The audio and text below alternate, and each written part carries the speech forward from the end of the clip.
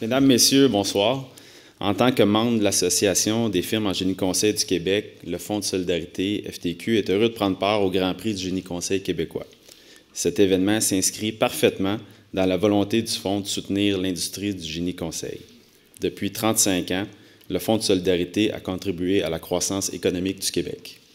En plus du fonds immobilier qui investit directement dans des projets immobiliers, le Fonds de solidarité FTQ offre du financement sur mesure et accompagne les entreprises de génie conseil dans une perspective de croissance à long terme.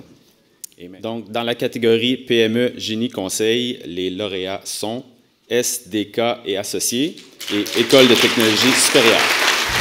Première question pour M. Bergeron. Oui, présent.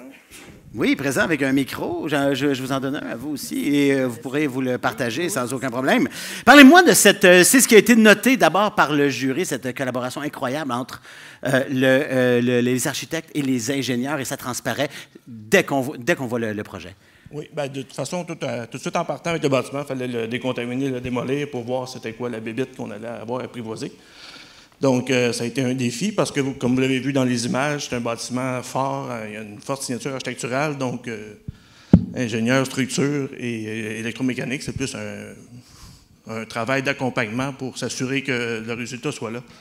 Mais il y avait d'énormes défis avec le verre structural, la chape de béton à faire, donc c'était un travail de tous les jours. C'était un tout petit bâtiment de rien, mais ça prend autant de temps qu'un projet de 50 ou 100 millions.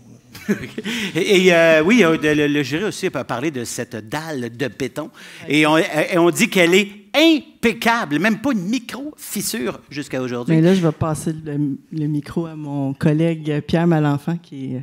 Pierre, oui. Enchanté. Bonjour. Bonjour Stéphane, ça va bien? Oui, Pierre Malenfant. oui, vous pouvez m'appeler Pierre Brassard, ça ne me dérange pas. Oui, c'est il y a eu plusieurs défis dans ce projet-là, puis on oublie des fois qu'on est poussé autant par... on veut faire un beau projet pour le client, mais les architectes aussi nous demandent à se dépasser.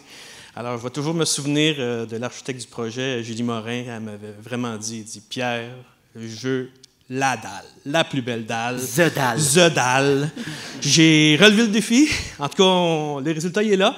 On est bien content, on est bien fiers. Puis surtout que le planétarium d'art, tout le monde a un petit côté sentimental. On s'en souvient tous. Tout le monde est allé là. Ben oui. On est tous allés en autobus scolaire. Absolument.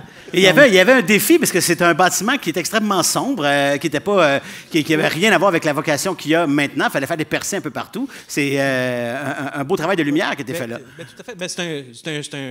C'est une structure qui est déjà construite, mais les nouveaux besoins, la transformation du bâtiment, puis les nouveaux services électromécaniques qu'il faut installer, mais nous forcent à connaître la structure, même si elle était construite dans les années 60, mais à la connaître autant que si on l'avait conçue. Alors, chacun des détails, on a dû l'étudier et bien la comprendre. Et justement, on ne peut pas accrocher n'importe quoi au plafond.